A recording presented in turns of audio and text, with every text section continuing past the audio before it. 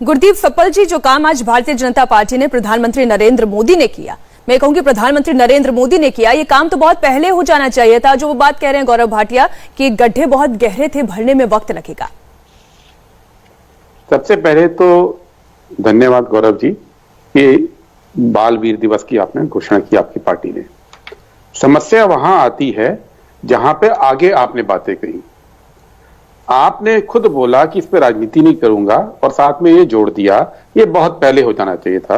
पर मैं मीनाक्षी जी सिख समुदाय की बात बताऊं कि हमारे यहाँ छोटे साहबजादों की जो शहादत है, गुरु गोविंद सिंह जी के जो दो छोटे बेटे जो 6 और 9 साल के थे, उनको दीवार में चुनवा के मारा गया था, उनकी शहादत को इस तरह के रिकग्निशन की ऐसी डिमांड नहीं थी। वरना कल तो आप ये भी कहेंगे गौरव जी कि महाराजा रणजीत सिंह जी ने भी बाल दिवस घोषित नहीं किया था तो वो साहिबजादों की इज्जत नहीं करते थे, या मास्टर तारा सिंह या प्रताप सिंह कैरो जो टावरिंग लीडर्स रहे हैं सिख समुदाय के, उन्होंने घोषणा नहीं की तो उनकी कोई आस्था कम थी।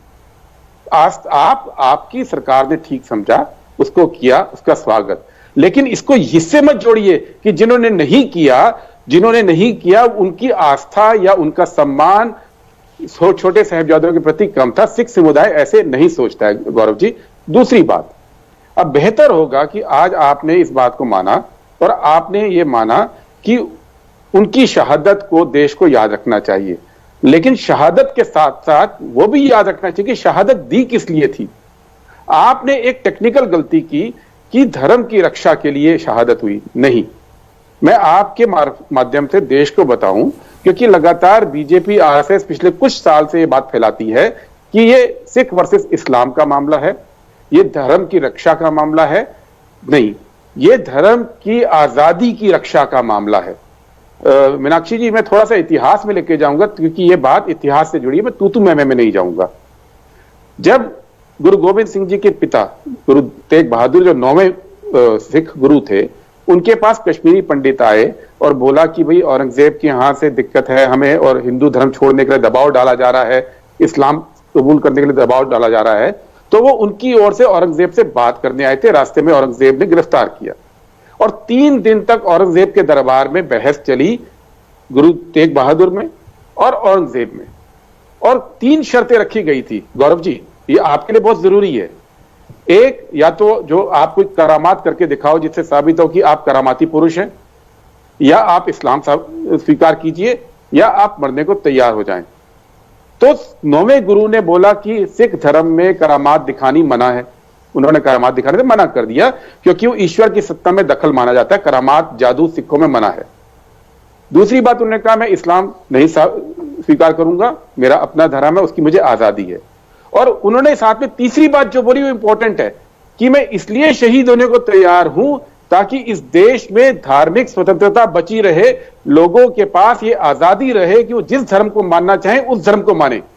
कश्मीरी पंडितों का धर्म और गुरु तेग बहादुर जी का धर्म अलग अलग था, लेकिन उन्होंने उनकी स्वाधीनता के लिए लेकिन सप्पल जी, मैं आपसे जानना चाहती हूँ कि आपने बहुत अच्छी बात कही और इतिहास पूरा समझाया कि धार्मिक स्वतंत्रता की रक्षा के लिए या धर्म की रक्षा के लिए इन दोनों में क्या बहुत बड़ा अंतर है? बहुत बड़ा फर्क है। जब मैं धर्म की रक्षा की बात करता हूं तो मैं केवल अपने धर्म की बात करता हूं। जब मैं धार्मिक स्वतंत्रता की बात करता हूं तो मैं भारत की उन जड़ों को बात करता हूं जो कहते हैं कि भारत सबका है। भारत हिंदू का भी है, मुस्लिम का भी है, सिख का भी है, ईसाई का भी है। लोग आते गए, कारवां बसता गया। भारत हरेक का है और उस आजादी की रक्षा के लिए ये रिकॉर्डेड है कि सिख धर्म में कुर्बानियां दी गई।